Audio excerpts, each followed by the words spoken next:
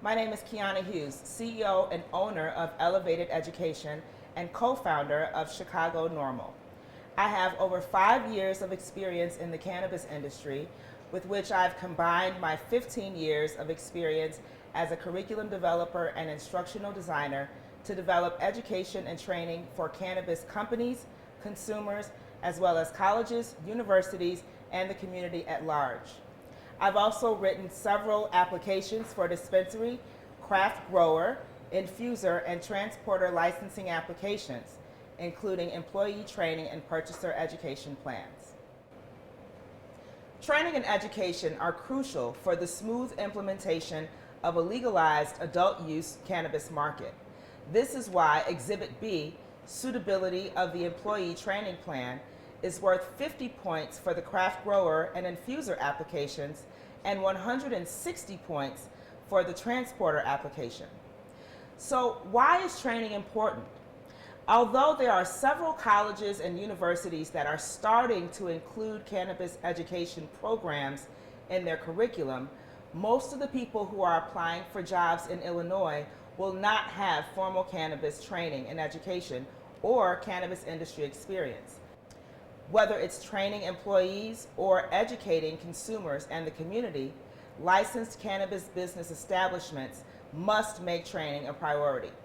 This helps to decrease errors in the production and manufacturing of cannabis products, increase public safety, and promote truthful information to destigmatize cannabis, which leads to a healthier industry for us all.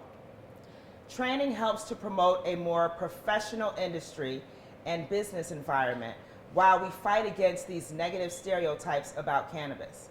So in this module, we will talk about the components of a solid employee training plan and strategies for training employees at different types of cannabis businesses.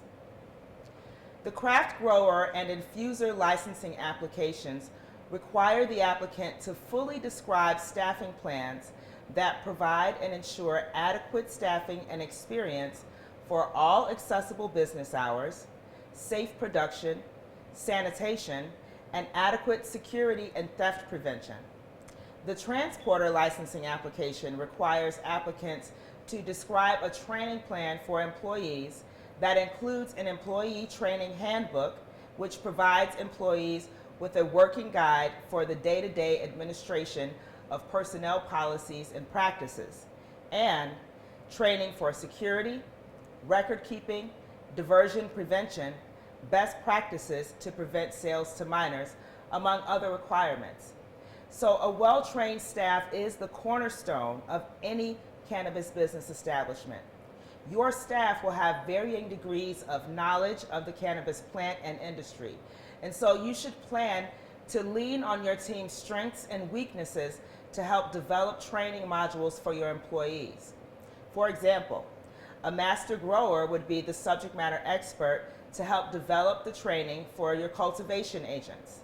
A principal officer with retail experience might help develop the customer service portion of the training for like your bud tenders or other customer-facing or customer-focused positions.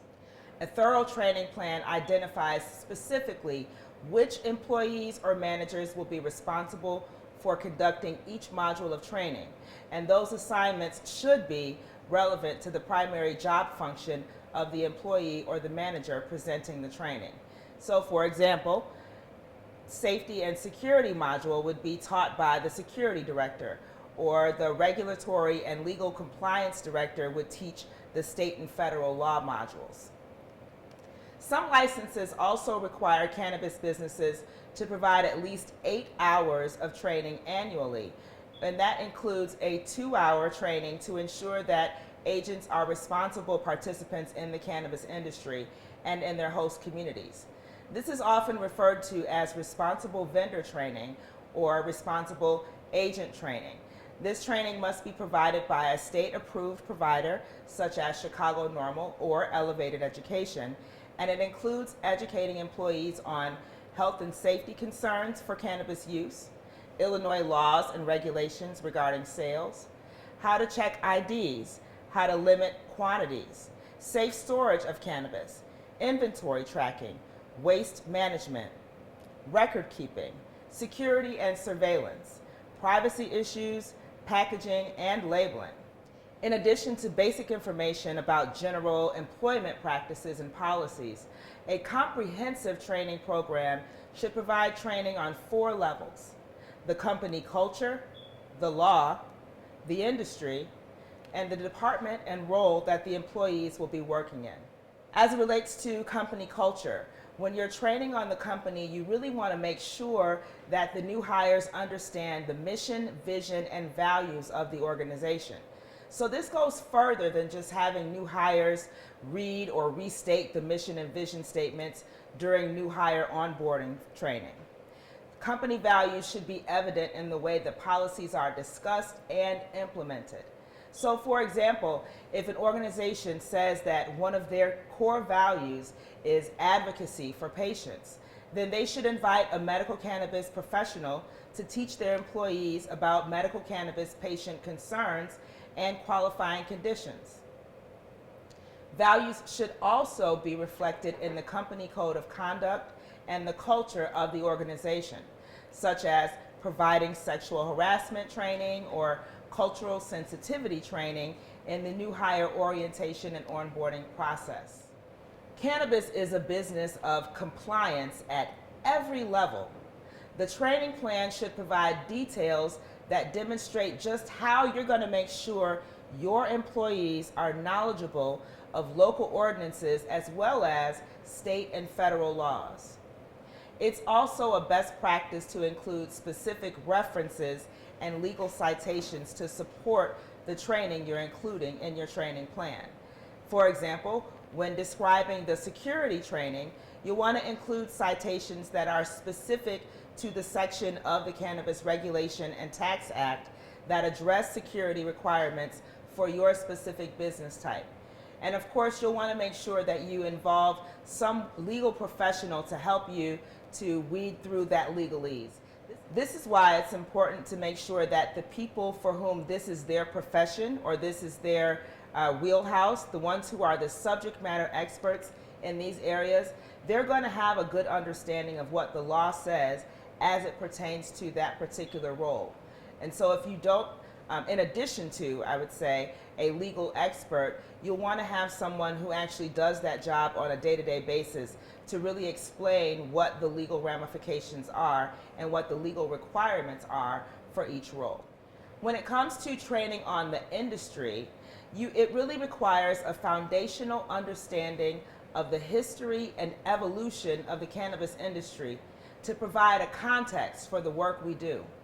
There are many reasons why people feel the way they do about the cannabis plant and the cannabis industry and adult use legalization overall, among other topics. So having this information in the training plan demonstrates your understanding of the impact of these issues as they relate to the businesses you're building. So you'll also want to consider the impact on the community. Maybe consider inviting a local community leader or an activist to be a guest speaker and really talk about the demographics of the community and how it's been affected by the war on drugs. Since each exhibit will be evaluated separately, you might also choose to use some of the information that you include in your diversity plan and your community engagement plan in this part of the application as well. Your training plan should also include a means of helping employees understand how their work affects and interacts with other licensed and unlicensed entities in the supply chain. This might include cultivators or dispensaries, other infusers, and other vendors of various supplies and materials. This includes identifying the key businesses and organizations at both the state and local levels, their purposes, their strengths and weaknesses, as well as their products and services. When it comes to products, and we're talking about cannabis plant products and product knowledge, your training plan should include a thorough description of just how you're going to train your staff on the cannabis plant and the various products that you might be distributing or creating for that matter. This includes training on the different parts of the plant, cannabinoids and terpenes, the endocannabinoid system, common strain characteristics, different types of products, and consumption methods. Another key element of the training plan is a description of the various departmental and role-specific training or tasks that need to be done on a day-to-day basis. Since each department serves a different function and accomplishes different tasks and goals, the training plan should list the goals, topics, and key concepts for training in each department. As previously mentioned, you will also want to include legal citations to support the training topics. For example, include a citation for Section 15-65A7 when you're describing inventory and record-keeping procedures for the inventory department. So 3 key questions that you should consider when describing role-specific training in your training plan include: what industry best practices or standard operating procedures guide the daily tasks of that particular role?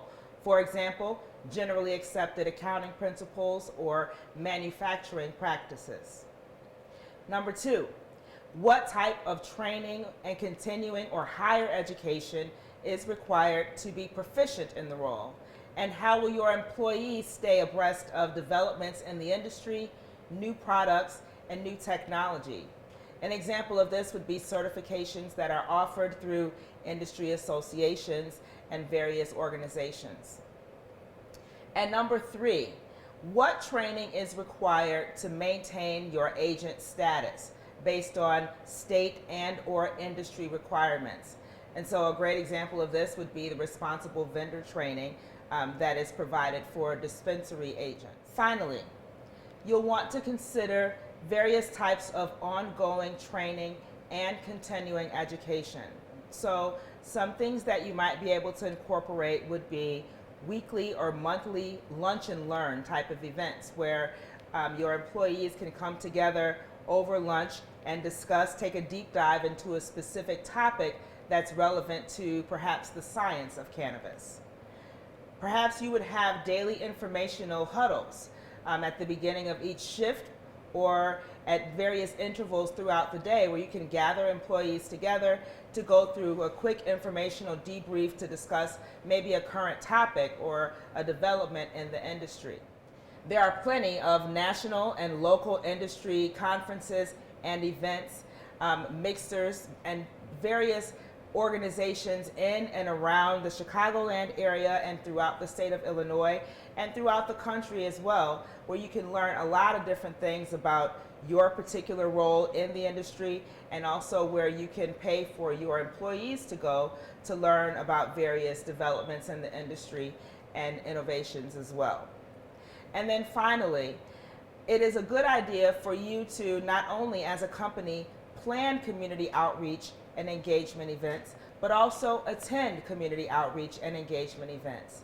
This provides an opportunity for your staff to meet people who are employed in other businesses, other cannabis business establishments, and also to learn again about new technologies, innovations, perhaps new best practices or operating procedures and things of that nature that really helps to build a network of professionalism and just quality work in the industry. Developing a comprehensive training plan is a very important part of what we're doing in this industry.